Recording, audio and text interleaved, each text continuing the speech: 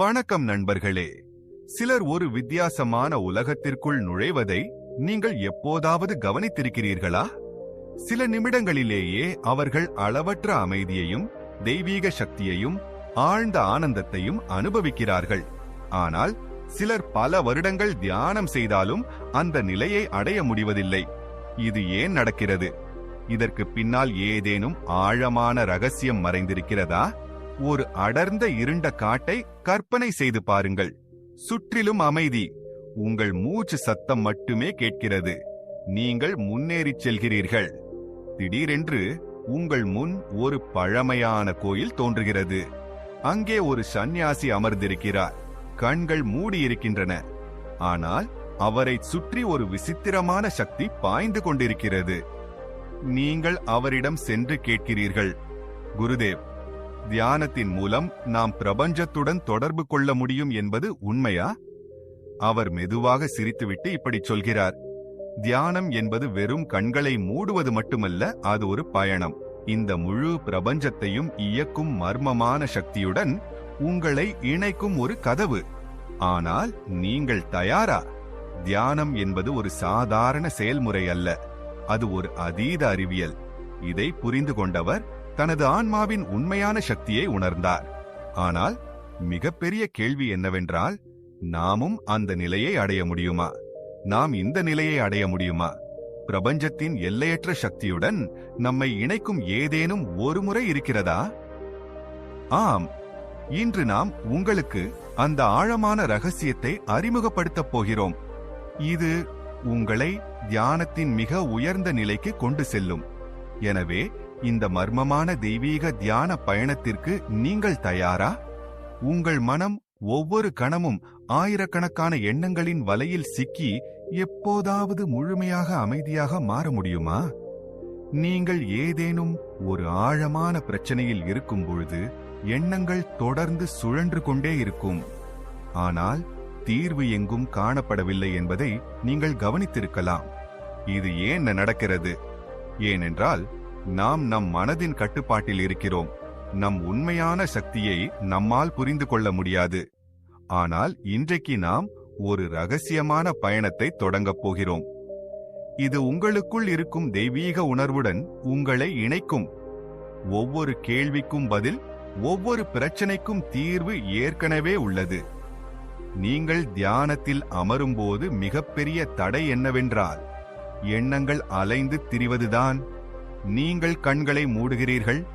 திடீரென்று ஏதோ ஒரு முக்கியமான வேலை உங்கள் மனதில் தோன்றும். கடந்த காலத்தில் நடந்த ஏதோ ஒரு சம்பவம் அல்லது எதிர்காலத்தை பற்றிய கவலை உங்களை திசை திருப்பும். ஆனால் ஒரு ரகசியமான வழி இருப்பதாக நான் சொன்னால், அதன் மூலம் நீங்கள் படிப்படியாக உங்கள் எண்ணங்களை அமைதிப்படுத்தலாம். ஒரு நிலையை அடையலாம். அங்கு மனம் முற்றிலும் அமைதியாக மாறும். மனம் அமைதியாக இருக்கும் பொழுது மட்டுமே உண்மையான தெய்வீக சக்தியை அனுபவிப்பது சாத்தியம். இந்த மர்மமான பயணத்திற்கு நீங்கள் தயாரா? ஆம் என்றால் இந்த அனுபவத்தை முழுமையடையாமல் விட்டுவிடாதீர்கள். இன்று நீங்கள் பெறப்போகும் அறிவு உங்கள் வாழ்க்கையை முழுமையாக மாற்றும். இதை சாதாரணமாக எடுத்துக்கொள்ளும் தவறை செய்யாதீர்கள். ஒருவேளை உங்களுக்கு இப்போது நேரம் இல்லை என்றால் இங்கேயே நிறுத்திவிடுங்கள். ஆனால் நேரம் கிடைக்கும் போது இதை கவனமாக கேளுங்கள். நீங்கள் இங்கு முதல் முறையாக வந்திருந்தால் இந்த அறிவை மற்றவர்களுக்கு கொண்டு செல்ல வீடியோவை லைக் செய்யுங்கள். சப்ஸ்கிரைப் செய்யவும் பகிரவும் மறக்காதீர்கள். உங்கள் ஆதரவு எங்களுக்கு ஒரு வரம் போன்றது. எனவே தாமதிக்காமல் இந்த மர்மமான தெய்வீக பயணத்தை தொடங்குவோம். நண்பர்களே, பிரபஞ்சம் உண்மையானதா இல்லையா என்று நீங்கள் எப்போதாவது யோசித்திருக்கிறீர்களா? இந்த கேள்வி பல நூற்றாண்டுகளாக மனிதகுலத்தின் மனதில் ஒரு மர்மமாக எழுந்துள்ளது. சிலர் முழு பக்தியுடன் பிரபஞ்சம் எல்லா இடங்களிலும் உள்ளது, நம் ஒவ்வொரு வார்த்தையையும் கேட்கிறது, நம் ஒவ்வொரு உணர்வையும் அனுபவிக்கிறது என்று கூறுகிறார்கள். ஆனால் சிலர் இது அனைத்தும் வெறும் மன கற்பனைகளின் விளைவு என்றும் நம் மூளையின் கற்பனை விளையாட்டு என்றும் நம்புகிறார்கள். இப்பொழுது நீங்கள் ஒரு அடர்ந்த காட்டில் நின்று கொண்டிருக்கிறீர்கள் என்று கற்பனை செய்து பாருங்கள். சுற்றிலும் அடர்ந்த இருள், மென்மையான காற்று உங்கள் முகத்தை தொடுகிறது. திடீரென்று தூரத்தில் மர்மமான மணிகள் ஒலி கேட்கிறது. இந்த அமைதியில் யாரோ உங்களை பார்ப்பது போன்ற ஒரு விசித்திரமான உணர்வு ஏற்படுகிறது. ஆனால் கேள்வி என்னவென்றால், அது ஒரு மனிதனா அல்லது ஒரு கண்ணுக்கு தெரியாத சக்தியா? ஒரு சாதகன் ஆழ்ந்த தியானத்தில் இருக்கும்போது இதே போன்ற உணர்வு ஏற்படுகிறது. இப்போது கேள்வி என்னவென்றால், இந்த உணர்வு வெறும் மனதின் மாயையா அல்லது உண்மையா? பிரபஞ்சம் இருந்தால் நாம் அதனுடன் தொடர்பு கொள்ள முடியுமா? அது நமது ஒவ்வொரு உணர்வையும் அனுபவிக்க முடியுமா? அதன் இருப்பை நம்மால் உணர முடியுமா?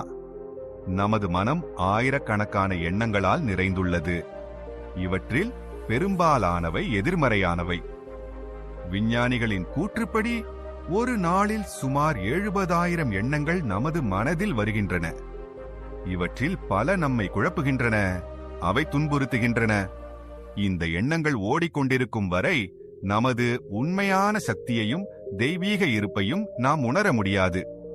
ஆனால் இந்த எண்ணங்களை அமைதிப்படுத்த ஒரு வழி இருக்கிறதா? ஆம், அது சாத்தியம். இது ஒரு பழமையான சக்தி வாய்ந்த முறை. இதை 1000 ஆண்டுகளாக யோகிகள் பின்பற்றி வருகின்றனர். இந்த முறை மிகவும் பயனுள்ளது. சில நிமிடங்களிலேயே உங்கள் மனதை நிலைநிறுத்தி தியானத்தின் ஆழத்திற்கு உங்களை அழைத்துச் செல்லும். முதலில் அமைதியான பாதுகாப்பான இடத்தில் உட்காருங்கள். அங்கு யாரும் உங்களை தொந்தரவு செய்ய மாட்டார்கள். உங்கள் முதுகெலும்பை நேராக வைத்திருங்கள். ஆனால் உடலை முழுமையாக வசதியாக விடுங்கள். மெதுவாக உங்கள் கண்களை மூடிக்கொண்டு உங்கள் சுவாசத்தில் கவனம் செலுத்துங்கள். இப்போது ஒரு எளிய பயிற்சியை செய்யுங்கள். உங்கள் சுவாசங்களை எண்ணத் தொடங்குங்கள். முதல் சுவாசம் அமைதியின் உணர்வு, இரண்டாவது சுவாசம் ஆழ்ந்த அமைதி, மூன்றாவது சுவாசம் மனதின் அலைகள் அமைதியடைவது போல். நீங்கள் எண்ணிக்கொண்டிருக்கும் போது உங்கள் மனம் மேலும் நிலையாக மாறத் தொடங்கும். பண்டைய நூல்களில் இவ்வாறு கூறப்பட்டுள்ளது: ஒரு சாதகன் தனது சுவாசங்களை எண்ணுவதில் முழுமையாக கவனம் செலுத்தினால் அவனது மனதின் கதவுகள் திறக்கத் தொடங்கும். அவன் ஒரு கண்ணுக்கு தெரியாத சக்தியின் இருப்பை உணரத் தொடங்குவான். அந்த கணமே அவன் தனது தெய்வத்தை உணர்வான். இப்போது கேள்வி என்னவென்றால், இது வெறும் மன செயல்முறையா அல்லது நம்முள் உண்மையில் ஏதோ ஒரு தெய்வீக சக்தி செயல்படுகிறதா? இதை அனுபவித்தவர்களுக்கு மட்டுமே சரியான பதில் தெரியும். நீங்கள் இந்த பயிற்சியை சரியான முறையில் செய்யும் பொழுது உங்களை சுற்றி ஒரு விசித்திரமான சக்தி பாயத் தொடங்கும். உங்கள் உடலில் ஒரு சிறிய அசைவு அனுபவம் ஏற்படும். உங்கள் சுவாசம் ஆழமாகவும் எளிதாகவும் மாறும். நீங்கள் ஏதோ ஒரு அதிர்ஷ்ட சக்தியுடன் தொடர்பு கொண்டதாக உணர்வீர்கள். ஏதோ ஒரு அறியாத சக்தி உங்களுடன் இருப்பதாகவும், உங்களை பார்ப்பதாகவும், உங்களை புரிந்து கொள்வதாகவும் தோன்றும். இது ஒரு அற்புதமல்ல, ஆனால் தியானத்தின் ஒரு மர்மமான சக்தி வாய்ந்த வடிவம். பிரபஞ்சத்தை புத்தகங்கள் மூலமாகவோ அல்லது தர்க்கத்தின் மூலமாகவோ கண்டுபிடிக்க முடியாது. அது ஒரு அனுபவம். அதை வார்த்தைகளால் வெளிப்படுத்த முடியாது, ஆனால் அதை உங்களுக்குள் உணர முடியும். இப்போது கேள்வி என்னவென்றால், இந்த அனுபவத்தை அனுபவிக்க நீங்கள் தயாரா? ஆம் என்றால் உங்கள் கண்களை மூடிக்கொண்டு ஆழ்ந்த சுவாசம் எடுங்கள். உங்களை சுற்றி அமைதியின் கண்ணுக்கு தெரியாத உலகம் பரவியிருப்பதை உணருங்கள். ஆனால் இந்த அமைதியின் நடுவில் ஒரு கண்ணுக்கு தெரியாத சக்தி பாய்ந்து கொண்டிருக்கிறது. மென்மையான குளிர்ந்த காற்று உங்கள் முகத்தை தொடுகிறது. எங்கோ தூரத்தில் மெல்லிய மணி ஓசை கேட்கிறது. திடீரென்று யாரோ உங்களுக்கு மிக அருகில் இருப்பது போல் உணர்கிறீர்கள். ஆனால் சுற்றி பார்த்தால் யாரும் தெரியவில்லை. ஒரு தியானி ஆழ்ந்த தியானத்தில் இருக்கும் பொழுது இது போன்ற உணர்வுதான் ஏற்படும். பிரபஞ்சத்தின் இருப்பை உணர்வது எந்த காட்சி ஆதாரங்களையும் சார்ந்தது அல்ல. அது ஒரு உள் அனுபவம். இது உங்களுக்குள் படிப்படியாக விழித்தெழும். தியானத்தின் ஆழம் அதிகரிக்கும் போது உணர்வின் அடுக்குகளும் திறக்கத் தொடங்கும். ஒரு ரகசியம் வெளிப்படும். அதை எந்த தர்க்கத்தாலும் புரிந்து கொள்ள முடியாது. ஆனால் இந்த பயணம் அவ்வளவு எளிதானதல்ல. 1000 ஆண்டுகளாக சிறந்த ரிஷிகளும் யோகிகளும் இந்த தேடலில் ஈடுபட்டுள்ளனர். சிலர் வெற்றி பெற்றனர், சிலர் வழி தவறினர், சிலர் மிகவும் ஆழமான அனுபவங்களை பெற்றனர். அவற்றை வார்த்தைகளால் வெளிப்படுத்த முடியவில்லை. யோகிகள் ஏன் இவ்வளவு அமைதியாகவும் நிலையாகவும் காணப்படுகிறார்கள் என்று நீங்கள் எப்போதாவது யோசித்திருக்கிறீர்களா? அவர்கள் ஏதேனும் அற்புதமான சக்தியை அடைந்தார்களா? அல்லது அது வெறும் மிக உயர்ந்த சுய கட்டுப்பாடுதானா? நீங்கள் தியானத்தில் அமரும்போது முதல் மோதல் எண்ணங்களுடன் தான் இருக்கும். எண்ணங்கள் வரும், போகும். சில உங்கள் பழைய நினைவுகளை திறக்கலாம். எந்த எண்ணம் உங்கள் மனதில் வந்தாலும் அதை பிடிக்க முயற்சிக்காதீர்கள். அதை வெறுமனே பாய விடுங்கள். நீங்கள் ஒரு அமைதியான ஏரியின் கரையில் அமர்ந்திருப்பதாக கற்பனை செய்து கொள்ளுங்கள். நீரில் மென்மையான அலைகள் உருவாகின்றன. அந்த அலைகளை உங்களால் நிறுத்த முடியாது. ஆனால் அவற்றுடன் சிக்கிக் கொள்ளாமல் அவற்றை பார்த்து சிரிக்கலாம். இப்பொழுது உங்களுக்குள் இருக்கும் உங்களை பற்றி சிந்தியுங்கள். நீங்கள் எப்போதாவது உங்களை ஆழமாக உணர்ந்திருக்கிறீர்களா? உடலுக்கு அப்பாற்பட்ட உணர்வை நீங்கள் எப்போதாவது உணர்ந்திருக்கிறீர்களா? ஆழ்ந்த தியானத்தின் தருணங்களில் நீங்கள் இந்த உடல் மட்டுமல்ல, அதற்கும் மேலானவர் என்பதை உணரத் தொடங்குவீர்கள். நீங்கள் யார் என்று யாரும் பார்த்ததில்லை, ஆனால் எல்லோரும் அனுபவித்த ஒரு எல்லையற்ற பிரபஞ்சத்தின் ஒரு பகுதி. பல சாதகர்கள் இதை சொல்லியிருக்கிறார்கள். ஒரு நபர் முழுமையாக தியானத்தில் மூழ்கும்போது அவர் ஒரு தெய்வீக ஒளியை அனுபவிக்கிறார். சிலர் இதை ஒளி தரிசனம் என்று அழைக்கிறார்கள். சிலர் இதை ஒரு அமானுஷ்ய உணர்வு என்று அழைக்கிறார்கள். ஆனால் தியானத்தின் மிக ஆழமான அனுபவம் மனம் முற்றிலும் அமைதியாக இருக்கும்போது நிகழ்கிறது. இந்த கணத்திலேயே உங்களுக்குள் இருக்கும் அந்த மதிப்புமிக்க சக்தியை நீங்கள் உணர முடியும். இது உங்களை வெளி உலகத்துடன் மட்டுமல்லாமல் உங்களுடனும் இணைக்கிறது. ஒரு ஆழமான குகைக்குள் நுழைவதாக கற்பனை செய்து பாருங்கள். அங்கே ஒவ்வொரு அடியிலும் வெளியுலக சத்தங்கள் படிப்படியாக குறைகின்றன. நீங்கள் மெதுவாக குகைக்குள் ஆழமாகச் செல்கிறீர்கள். ஒரு கணம் வரும், அங்கே வெறுமை மட்டுமே மிஞ்சும். இந்த வெறுமை ஒரு வெற்றிடம் அல்ல, அது தெய்வத்தின் கதவு. இந்த கதவை கடக்க நீங்கள் தயாராக இருக்கிறீர்களா? ஆம். அப்படியானால் நீங்கள் தியானத்தின் ஆழங்களுக்குள் நுழைய வேண்டும். அங்கு எண்ணங்கள் இல்லாத ஒரு நிலை இருக்கும். ஒரு புதிய உலகம் உங்கள் முன் தோன்றத் தொடங்கும். இது வெளி உலகம் அல்ல, ஆனால் உங்கள் சொந்த உணர்வின் விரிவாக்கம். உங்களுக்குள் ஏதோ அற்புதம் நடப்பது போல் உணர்வீர்கள். ஏதோ ஒரு கண்ணுக்கு தெரியாத சக்தி உங்களை உள்ளே இழுப்பது போல். பண்டைய நூல்களில் இப்படி சொல்லப்பட்டுள்ளது: வெளியே தேடுபவன் தொலைந்து போவான், உள்ளே தேடுபவன் கண்டுபிடிப்பான். சாதகன் அந்த நிலையை அடையும் போது எண்ணங்கள் நின்றுவிடும் இடத்தில் அவன் ஒரு தனித்துவமான அமைதியை உணர்கிறான். இந்த அமைதி ஒரு சாதாரண அனுபவம் அல்ல, அது கடவுளின் முதல் தொடுதல் போன்றது. சாதகன் தனது உடல் இப்போது வெறும் சக்தியாக மாறியது போலவும் தான் ஒளியாக மாறியது போலவும் உணர்கிறான். ஆனால் இந்த பயணத்தில் மிகப்பெரிய தடை மனம்தான். மனம் நிற்க விரும்புவதில்லை. அமைதி வந்தவுடன் மனம் ஏதேனும் ஒரு எண்ணங்களை கொண்டு வரும். பழைய விஷயங்கள், எதிர்கால திட்டங்கள், முடிக்கப்படாத வேலைகள், முடிவில்லாத ஆசைகள். ஆனால் சாதகன் இந்த எண்ணங்களை வெறுமனே பார்த்து அவற்றால் பாதிக்கப்படாமல் இருக்கும் கணத்தில் தியானம் ஆழமாக தொடங்குகிறது. நீங்கள் ஒரு இடத்தில் இருப்பது போல் கற்பனை செய்து பாருங்கள். அங்கு அமைதி மட்டுமே உள்ளது. சத்தம் இல்லை, தடங்கல்கள் இல்லை, ஆழ்ந்த அமைதி மட்டுமே. ஆனால் உங்கள் மனதில் ஆயிரக்கணக்கான எண்ணங்களின் புயல் வீசுவது போல் இருந்தால் தியானம் இன்னும் சாத்தியமா? மனதை முழுமையாக அமைதிப்படுத்த முடியுமா? இதுவே உண்மையான தியானம் தொடங்கும் தருணம். உங்களுக்குள் இருக்கும் புயலை அமைதிப்படுத்தி அந்த அமைதியில் ஒன்றிணைந்து அமைதியே அனைத்தையும் கொண்டுள்ளது என்பதை நீங்கள் கண்டறிவீர்கள். 1000 ஆண்டுகளுக்கு முன்பு ஒரு இளம் சாதகரின் மனதில் ஒரு கேள்வி எழுந்தது: தியானம் என்றால் என்ன? மனதை முழுமையாக கட்டுப்படுத்த முடியுமா?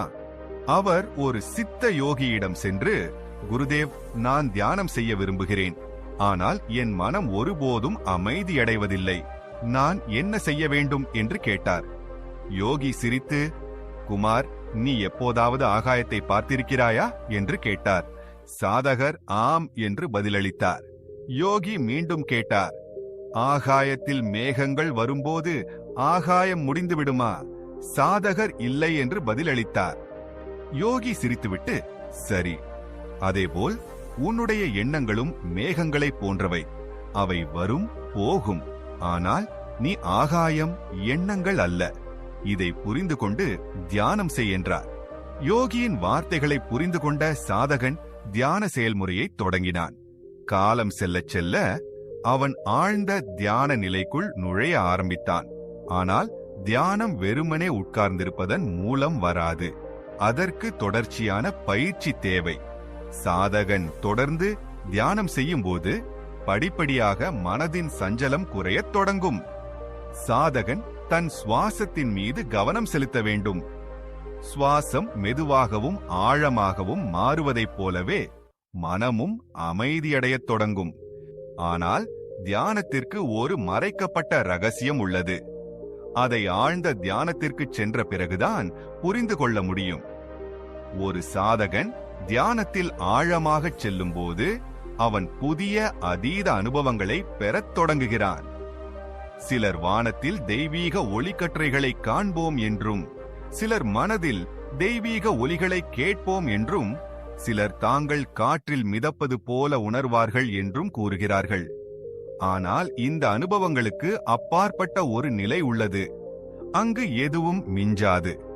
உடல் இல்லை, எண்ணங்கள் இல்லை, அகங்காரம் இல்லை. வெறும் தூய சூன்யம். இந்த சூன்யம் பிரபஞ்சத்திற்கான கதவு. இந்த கணத்தில்தான் சாதகன் தனது இருப்பின் உண்மையை உணர்கிறான். அவர் தேடுவது ஏற்கனவே அவருக்குள் இருப்பதை அவர் உணர்கிறார். ஒரு சாதகர் தியானத்தில் ஆழமாகச் செல்லச் செல்ல அவரது இருப்பு படிப்படியாக கரைந்து போவதை அனுபவிக்கிறார். ஆனால் இது ஒரு பயங்கரமான உணர்வு அல்ல, ஒரு தெய்வீக அமைதியின் உணர்வு. அவர் தனது உடலை அனுபவித்தார். அவரது உணர்வு ஒரு எல்லையற்ற வரம்பற்ற உணர்வாக மாறியது. பண்டைய யோகிகள் இதை சமாதியின் முதல் படி என்று அழைத்தனர். ஆனால் இந்த நிலையை அடைவது அவ்வளவு எளிதல்ல. ஒரு சாதகர் தனது எண்ணங்களை நிறுத்த முயற்சிக்கும் போது அவை மேலும் தீவிரமடைகின்றன. இது மனதின் இயல்பு. மனம் ஒருபோதும் கட்டுப்பாட்டிற்குள் வர விரும்புவதில்லை. அதனால்தான் தியானத்தின் உண்மையான ரகசியம் மனதுடன் போராடுவது அல்ல, அதை ஓட விடுவது, ஆனால் அதில் சிக்கிக் கொள்ளாமல் இருப்பது. ஒரு சித்தி யோகி தனது சீடனிடம் இவ்வாறு கூறினார், தியானத்தின் மிக ஆழமான விதி எதுவும் செய்யாமல் வெறுமனே பார்ப்பதுதான். சீடன் கேட்டான், குருதேவ், நான் எதுவும் செய்யாவிட்டால் தியானம் எப்படி நடக்கும்? யோகி பதிலளித்தார், உன் மனம் உன்னை மீண்டும் மீண்டும் எண்ணங்களில் சிக்க வைக்க முயற்சிக்கும். ஆனால் நீ வெறுமனே எண்ணங்கள் வருகின்றன, போகின்றன என்று கவனித்தால் படிப்படியாக அவை தானாகவே அமைதியாகத் தொடங்கும். எண்ணங்கள் அமைதியான போது உனக்குள் ஒரு அமைதி பிறக்கும். இந்த அமைதியே உனது உண்மையான இயல்பு. சாதகன் இந்த சூத்திரத்தை பின்பற்றத் தொடங்கினான். அவர் எண்ணங்களுடன் போராடுவதை நிறுத்தினார். அவற்றை வெறுமனே கவனிக்கத் தொடங்கினார். படிப்படியாக எண்ணங்கள் தானாகவே பலவீனமடைவதை அவர் உணர்ந்தார். இப்போது தியானத்தில் முன்பு இருந்ததை விட அதிக நிலைத்தன்மை இருந்தது. ஒரு நாள் அவர் தியானத்தில் அமர்ந்தவுடன் தனக்குள் ஒரு தெய்வீக ஒளியை உணர்ந்தார். அது சாதாரண ஒளி அல்ல, முழு பிரபஞ்சமும் தனக்குள் பிரகாசிப்பது போல் தோன்றியது. வேதங்களில் இதை அந்தர்ஜோதி என்று அழைக்கிறார்கள். தியானம் அதன் உச்சத்தை அடையும் போது இந்த அனுபவம் நிகழ்கிறது. இந்த நிலையில்தான் சாதகன் இறுதி திருப்தியை அனுபவிக்கிறான். தனது வாழ்க்கையின் மிக உயர்ந்த உண்மையை அவர் கண்டறிந்தது போல் உணர்கிறார். ஆனால் இது ஒரு ஆரம்பம் மட்டுமே. தியானத்தின் ஆழத்தில் இன்னும் பல ரகசியங்கள் மறைந்துள்ளன. சாதகன் இப்போது இன்னும் ஆழமாகச் செல்கிறான். அவன் தினமும் தியானத்தில் அமர்ந்தான். தினமும் புதிய அனுபவங்களை பெற்றான். ஆனால் ஒரு நாள் அவன் இதுவரை அனுபவிக்காத ஒன்று நடந்தது. ஆழ்ந்த தியானத்திற்கு சென்றவுடன் அவன் தன் உடல் லேசாக மாறியதை உணர்ந்தான். தன் உடல் எடையை அவனால் உணர முடியவில்லை. இந்த அனுபவம் சில வினாடிகள் நீடித்தது. அதன் பிறகு திடீரென்று அவன் தன்னை சுற்றி மென்மையான சக்தி அலைகளை உணர்ந்தான். அவர் ஒரு நுட்பமான சக்தியுடன் தொடர்பு கொண்டதாக உணர்ந்தார். இந்த அனுபவம் அவரை ஆச்சரியப்படுத்தினாலும் அவர் தனது கவனத்தை நிலைநிறுத்தினார். அதன் பிறகு அவர் தனக்குள் ஒரு எதிரொலியை கேட்டார். ஒரு ஒலி, அது தனக்குள்ளேயே உருவானது. இது ஒரு சாதாரண ஒலி அல்ல, அது முழு பிரபஞ்சமும் தனக்குள் அதிர்வது போல் இருந்தது. வேதங்களில் இதை அநாகத நாதம் என்று அழைக்கிறார்கள். வெளிப்புற ஆதாரம் இல்லாமல் உருவாகும் ஒரு நாதம். சாதகர் இப்பொழுது ஒரு நிலையை அடைந்துள்ளார். அங்கு அவரது ஆன்மா தனது உண்மையான தன்மையை அடையாளம் காணத் தொடங்கியது. அதுதான் அந்த தருணம், தியானம். இனிமேல் அது ஒரு சாதாரண செயல்முறை அல்ல, அது ஒரு தெய்வீக பயணமாக மாறியது. அவனுக்குள் இருக்கும் அறியப்படாத உண்மையுடன் அவனை இணைக்கும் ஒரு பயணம். இந்த பயணம் வெறும் சுய கட்டுப்பாட்டு செயல்முறை மட்டுமல்ல, பிரபஞ்சத்தின் ரகசியங்களை புரிந்து கொள்ளும் ஒரு வழி என்பதை அவன் உணர்ந்தான். ஆனால் இப்போது கேள்வி என்னவென்றால், இந்த பயணம் இங்கேயே முடிந்துவிடுமா? ஆழ்ந்த தியான நிலையில் சாதகனுக்கு கால உணர்வு இல்லை. வெளி உலகம் இப்போது அவனது உணர்விலிருந்து வெகு தொலைவில் உள்ளது. அவன் ஒரு வித்தியாசமான உலகத்திற்குள் நுழைந்ததைப் போல அவனது உணர்வு ஒரு புதிய நிலையை அடைந்தது. அங்கு உடலின் எடை இல்லை, எந்தவிதமான வரம்பும் இல்லை, எந்தவிதமான பந்தமும் இல்லை. திடீரென்று ஒரு விசித்திரமான அற்புதமான அனுபவம் அவனது உணர்வை மேலும் ஆழமாக இழுத்தது. அவனது கண்கள் மூடியிருந்தன, ஆனால் அவன் ஒரு தெய்வீக ஜோதியை கண்டான். இந்த ஜோதி வெளியிலிருந்து வரவில்லை, அது அவனுக்குள்ளேயே வெளிப்பட்டது. முதலில் இந்த ஜோதி சற்றே ஒரு மெல்லிய கோடு போல் இருந்தது. ஆனால் அவன் தியானத்தில் மேலும் ஆழமாக செல்லச் செல்ல இந்த ஜோதி மேலும் பிரகாசமாக மாறியது. ஒரு கதவு மெதுவாக திறப்பது போல அந்த கதவுக்கு பின்னால் ஏதோ அசாதாரணமானது இருந்தது. அதை வார்த்தைகளால் விவரிக்க முடியாது. சாதகனின் இதயம் வேகமாக துடிக்கத் தொடங்கியது.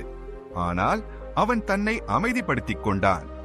ஒரு பயணி போல பரந்த வானத்தில் பறப்பது போல இந்த அனுபவத்திற்கு அவன் முழுமையாக சரணடைந்தான்.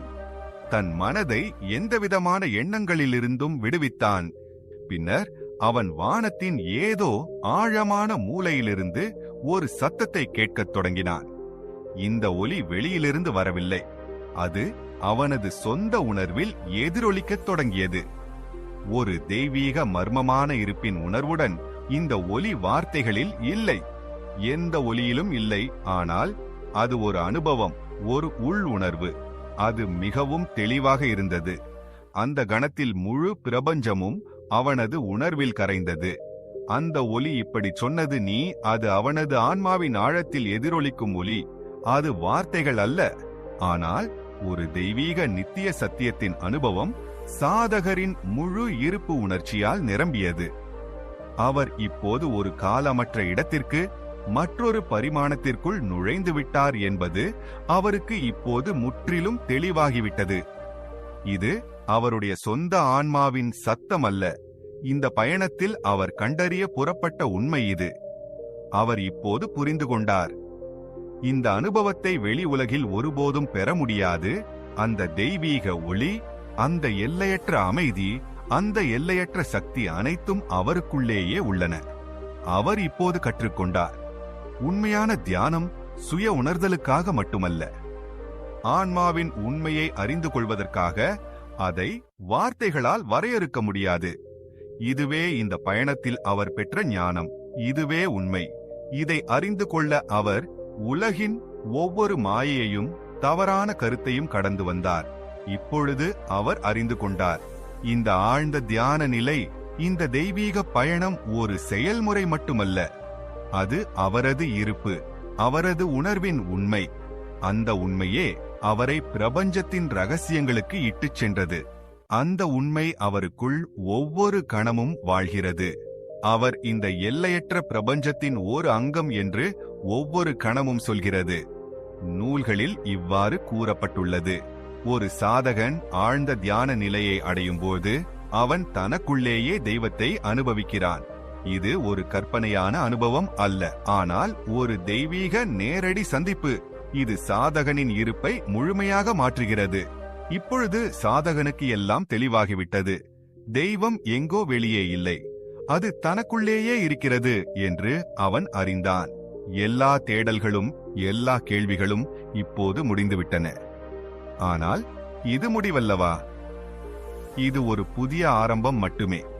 ஐஷோன்னி சாதகன் இந்த ஆழ்ந்த அனுபவத்திலிருந்து திரும்பிய போது அவன் புதிதாக பிறந்ததாக உணர்ந்தான்.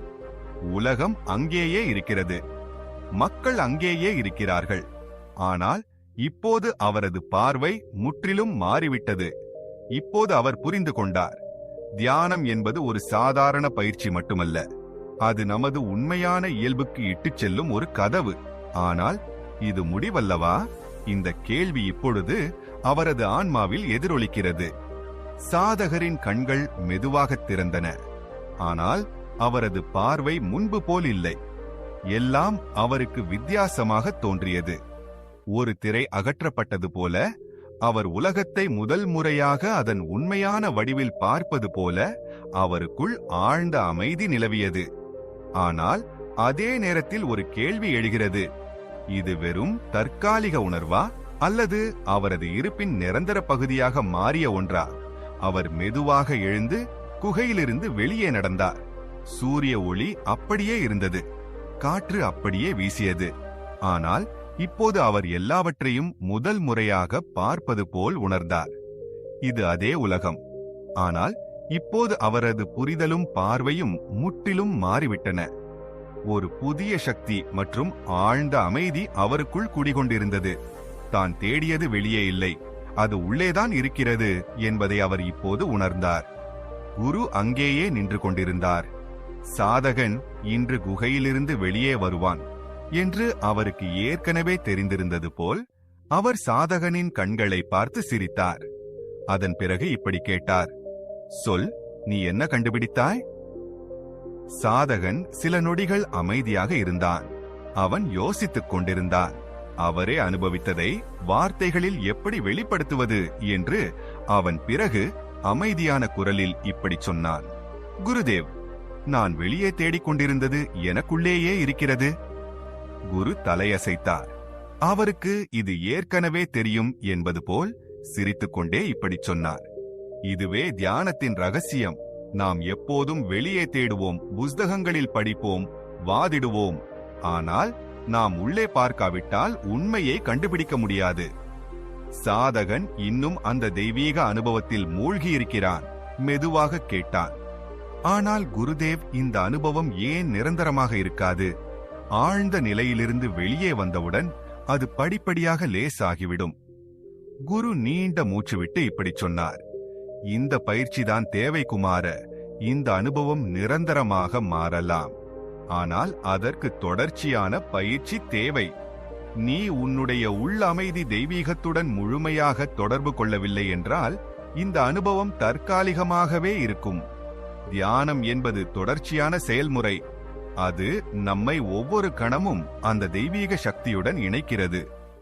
பயிற்சி மூலம் மட்டுமே அந்த அமைதி நிரந்தரமாகும்.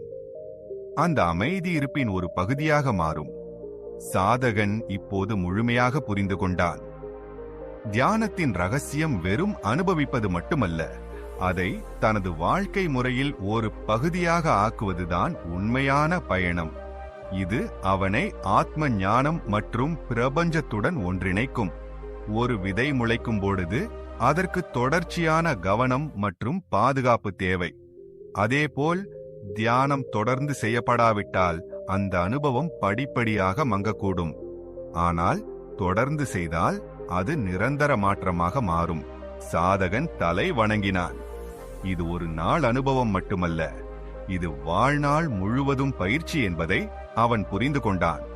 குரு மேலும் கூறினார், இப்போது நீதான் தேர்ந்தெடுக்க வேண்டும்.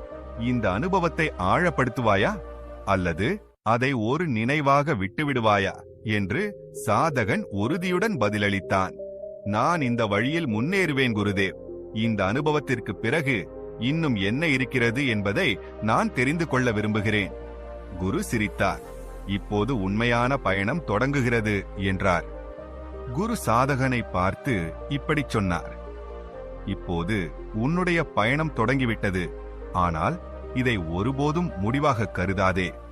தியானத்தின் ஆழம் முடிவற்றது.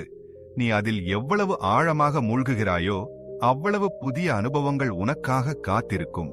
சாதகன் தலை குனிந்தான். இப்போது அவனது மனதில் எந்த கேள்விகளும் இல்லை, எந்த சந்தேகங்களும் இல்லை. அவனது தேடல் வெளியே இல்லை, உள்ளேதான் இருக்கிறது என்பதை அவன் உணர்ந்தான். குரு மேலும் கூறினார், இப்போது நீ எந்த பாதையை தேர்ந்தெடுத்தாலும் இந்த உண்மை உன்னுடன் இருக்கும்.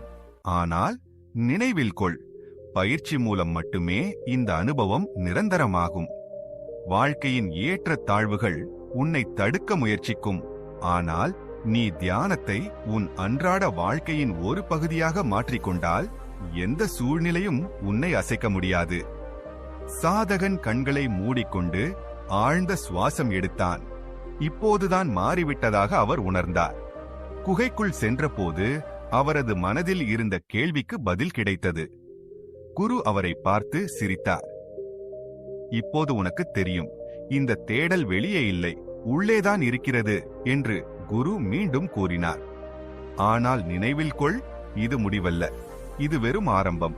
தியானம் என்பது ஒரு இலக்கு இல்லாத பயணம். நீ எவ்வளவு ஆழமாகச் செல்கிறாயோ அவ்வளவு புதிய அனுபவங்கள் உனக்காக காத்திருக்கும். சாதகன் தலை வணங்கினான். இப்போது அவனது மனதில் எந்த கேள்விகளும் இல்லை, எந்த சந்தேகங்களும் இல்லை. அவர் குருவிடம் விடுப்பு எடுத்துக்கொண்டு தனது வழியில் புறப்பட்டார்.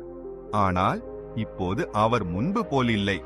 இப்போது அவரது வாழ்க்கையின் ஒவ்வொரு கணமும் ஒரு தியானமாக மாறிவிட்டது.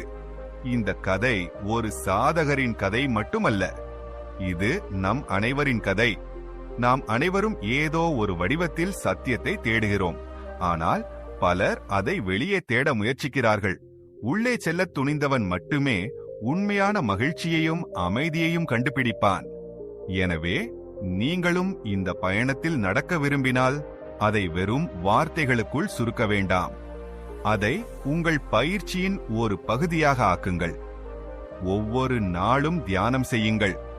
உங்களை ஆழமாக புரிந்து கொள்ள முயற்சி செய்யுங்கள்.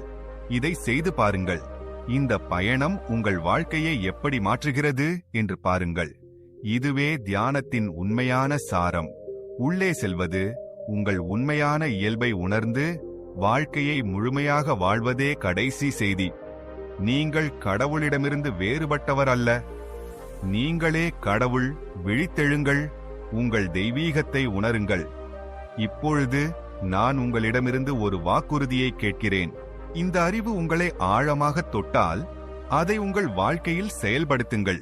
வெறும் கேட்பதோடு நின்றுவிடாதீர்கள், அதை வாழ முயற்சி செய்யுங்கள். எனவே நண்பர்களே, இந்த வீடியோ உங்களுக்கு எப்படி இருந்தது? கருத்துகளில் தவறாமல் சொல்லுங்கள். வீடியோவை லைக் செய்யுங்கள், ஷேர் செய்யுங்கள், சேனலை சப்ஸ்கிரைப் செய்ய மறக்காதீர்கள். நன்றி.